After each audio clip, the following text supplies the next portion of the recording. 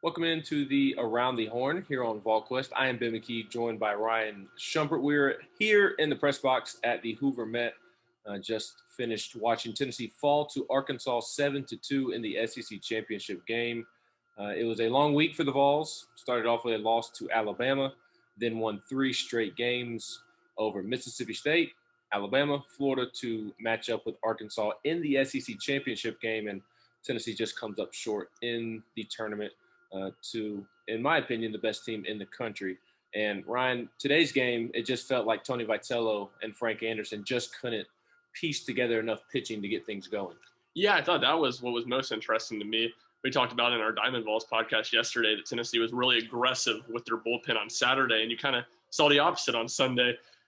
I would have liked to ask Tony Vitello. He mentioned that yesterday Camden Sewell kind of ruined their pitching plan by pitching so well. I was kind of curious if that was going to involve more of those guys today, because you kind of saw guys all weekend. We thought they were going to have to, or all week, we thought they were going to have to throw Will Mabry, Jason Rackers, Mark McLaughlin, Elijah Pleasance, and you saw all 4 of those guys. I thought you may see one of them today. I would have been really shocked to see 2, and obviously shocked to see 4. So it seemed like there was kind of an emphasis to get those guys run, and I think the Elijah Pleasance one was the most glaring example of that, because you have Sean Hunley warming up, and after 2 at-bats that didn't go well for Pleasance, they immediately went to Hunley, and it kind of feels like if, you had Hunley available, why would you not just use him there to start the inning? But it seemed like there was kind of a sort of emphasis to, let's make sure next week, if these guys have to throw, it's not their first time throwing in a high leverage moment. And it was a very high leverage, maybe not in the game high leverage moment, but a great stage here, a great scene at the Hoover Met today with a lot of Arkansas fans and a lot of Tennessee fans that made the environment great. And like you said, Tennessee just didn't get quite enough outs. And when their bats had the chance to score some runs, they missed a couple opportunities.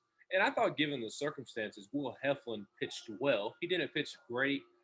He certainly did not pitch bad, did not allow a hit until the 3rd or 4th inning, if I remember correctly. And at the end of the day, he gave up 3 runs to the best lineup in the country over the course of 5 innings. So, again, not a great outing, but given the circumstances, who they were playing, the atmosphere, pitching on short rest, I thought Heflin pitched well. It's just they weren't able to piece together any pieces after that. They weren't able to piece the puzzle together after that. And part of that, I guess, was because they went to Sean Hunley and Redmond Walsh in yesterday's game on Saturday against Florida. And at the time, we sitting in the press box kind of were talking it out amongst ourselves and was trying to decide whether or not Tennessee should use Redmond and Sean in that situation on Saturday, or maybe risk it a little, go with some other guys and save Redmond and Sean for today's game. And I think you see in hindsight now that Tennessee did make the correct decision in pitching Sean Hunley, Redmond Walsh on Saturday against Florida, because if today's events would have happened yesterday, Tennessee doesn't even make it to the championship game. Yeah, that's almost what's kind of funny looking back on it, because you had all those new guys that haven't pitched a ton, and for the most part, those guys did pretty well. Pleasance is the exception, but where the runs came off of Tennessee, you had the solo shot off of Kirby Cannell, who another guy I was surprised kind of wasn't given a second inning. I thought that made a lot of sense for him to come back. He had only thrown once all week, and that was on Thursday. Didn't throw a ton of pitches. And then Elijah Pleasance, like I said, ran into some trouble, gave up a run, and then one of his inherited runs came in on a home run that Sean Hunley gave up. So, Jason Rackers looked really good, and Mark McLaughlin looked solid. Will Mabry looked solid. McLaughlin and Mabry weren't very long outings, but for the most part, if Tennessee has to turn to them, they're not going to have to turn to them for long outings, especially with Mabry. So I think you have to have some positives from those performances. And then Heflin, I thought he was pretty solid. He had 4 good innings, and he got into the 5th.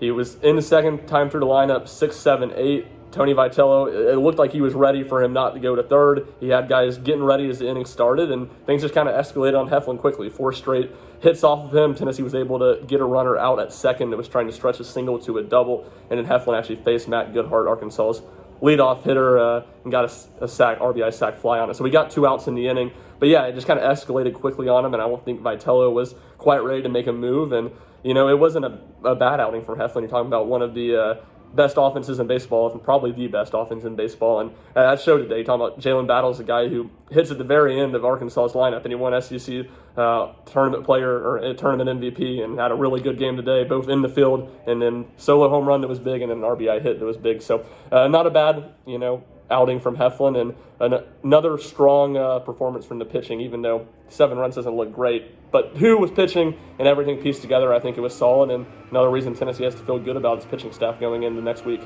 Absolutely, and there may be some different audio here, maybe a little skip a moment ago, and I know there's a different camera angle. We're dealing with some technical difficulties and Wi-Fi issues here at the Hoover Met, so apologize if there's a little shake up there here in the middle of this video, but trying to edit it and fix it best we can. But pitching depth cost Tennessee today's game. I think Tony Vitello made the mistake of going to Elijah Pleasance to start that 7th inning. Eighth inning, yeah. Instead of just starting with Sean Hunley. I agree with you. If you're willing to start Sean Hunley in that moment, just let him start, or let him come in that moment. Just let him start the inning. So that leads to the 3-run home run, or the 2-run home run, that is. And so pitching depth hurt Tennessee today. You had some bright spots like you mentioned. But even though pitching depth hurt Tennessee today, I feel better about Tennessee's overall pitching depth exiting the weekend than I did coming into the SEC tournament, because Camden Sewell was awesome. He might have had the best pitching performance of anybody the entire week. Jason Rackers looked good at the end of this game. I think he earned himself a little more trust. Will Mabry comes in and gets a big double play ball. You already know what you're going to get with Will Heflin, Chad Dallas, Blade Tidwell, Sean Hunley, Redmond Walsh, Kirby Cannell. I think there's the air conditioner just scared the mess out of, I think, both of us. But that was incredible. But there's more pitching depth leaving Hoover than I think you had entering Hoover.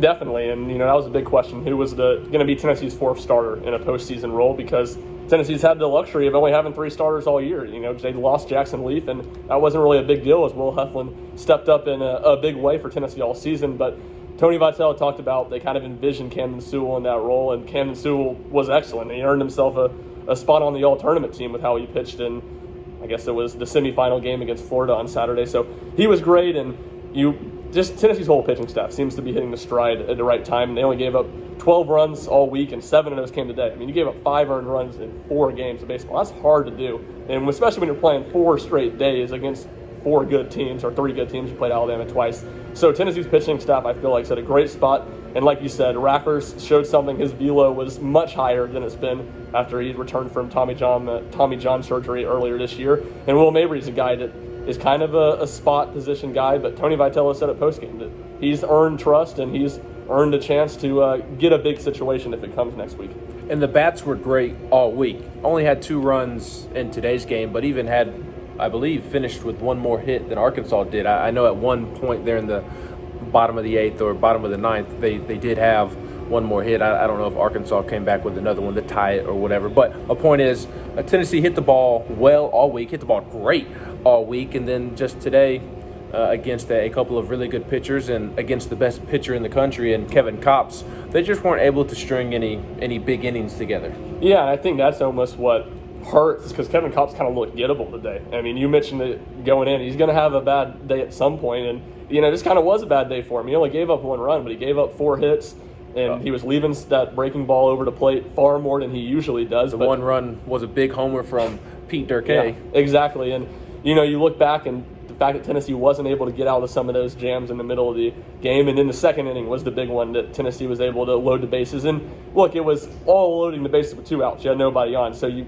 can't really kick yourself for not getting anything there, but Max Ferguson hit a really hard ball just right back up to Christian Franklin, and if that finds a gap, if that just drops, that's 2 runs, and Tennessee's in much more striking distance at the end of the game, where they can take advantage of some Kevin Kopps mistakes much more than they were really able to, because even with them making those mistakes, you knew that Tennessee wasn't going to score 5 runs on them and get a win. It just showed the competitive nature of this team, and that's no surprise. But Tennessee didn't go away. They kept on fighting till the last at bat, and you saw some good pinch hit at bats there in the 9th inning for Tennessee as well. Overall, a good week. You did have the umpire debacle on Wednesday afternoon against Alabama. That was a loss that stung, I would say, just given how they lost the game. But then they just do a tremendous job of bouncing back in the face of adversity, turning it around at 9:30 local time the next morning, and run ruling Mississippi State, who was the 3rd overall seed in the tournament. Mississippi State, a really good baseball team. They advance to the next day. They get revenge on Alabama and just absolutely crushed Alabama in that game. And then the next day, a very competitive, good baseball game against Florida that Tennessee comes out on top. And then Arkansas is just a better team. So overall, even though they come up short, a really good week for this baseball team, and I think they learned some valuable lessons that they can take in the regionals next weekend. No doubt. And, that was the kind of thing we were talking about. If you go 2-0, it's not the end of the world, but it's a failure. And just the fact that this team got to play 5 games in front of this environment, high stage, high leverage baseball, this isn't a team that has a ton of postseason experience. So getting any experience, even for the guys that were on the team in 2019 and were a big part of that team, I think it's great for Tennessee to get to play in front of this environment and play in front of an amped up situation. And like you said, Tennessee responded kind of like they have all year to that loss, just really, really well. And the 2 run rule victories, it was able to save their pitching to a degree. It caught up to them finally on Sunday, but it gave them a chance that they came into Sunday and they knew they had at least a couple good arms that they could throw in a fighting chance. So Tennessee really did a good job to work its way back. And came into today as number 2 overall seed in D1 baseballs. We'll see if they stay there. Again, that's not the end of the world. They're going to host a super regional if they make it that far. They're going to host 2 weeks of postseason baseball if they can win their first week. So a good week for Tennessee. They get a lot of experience. The bats look solid. And again, like we just talked about a minute ago, it's hard not to feel really good about the pitching. Not a big difference between the number 2 and the number 3 overall seed in the NCAA tournament. So last thing before we get out of here, Ryan, I kind of mentioned my biggest takeaway from the weekend or what I guess learned about this baseball team when I mentioned the pitching depth. I think Tennessee has more pitching depth than I realized coming into the week based off of how Camden Sewell pitched and some other guys showed on Sunday. And a real quick side note to that previous conversation we just had, the good thing in addition to finding out that Tennessee has more pitching depth, there's not another week like this week in which you have a game every single day. Next weekend in the regionals, you'll play 3 to 4, maybe 5 games or so if worst case scenario comes up for Tennessee. But I mean that's 3 to 4 games, and all the arms that pitched well this week can handle all of those innings. Super regional, best 2 out of 3 like we've seen all year, and then even in the College World Series. College World Series much more like the SEC tournament here in Hoover, but you have a game off or a day off in between each game, so you do have some built-in days there to rest. So I think the thing that I learned most this week, Ryan, was that Tennessee has more pitching depth than I expected. What about you?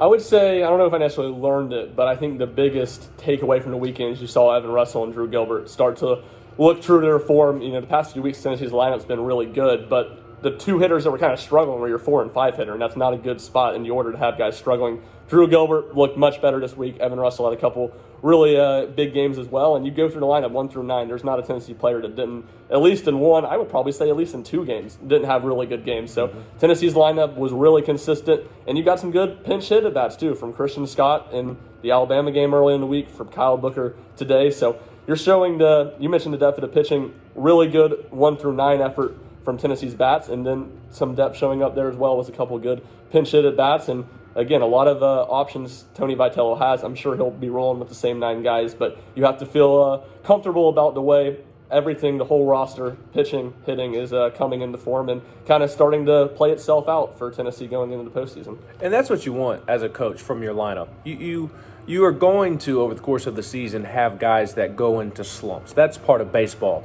What you don't want is everybody slumping at the same time. You want, okay, 2 or 3 guys slumping here, and then when they pick it up, 2 or 3 other guys, they go into their slump. Like, slumps are a part of baseball, and that's been one thing this season.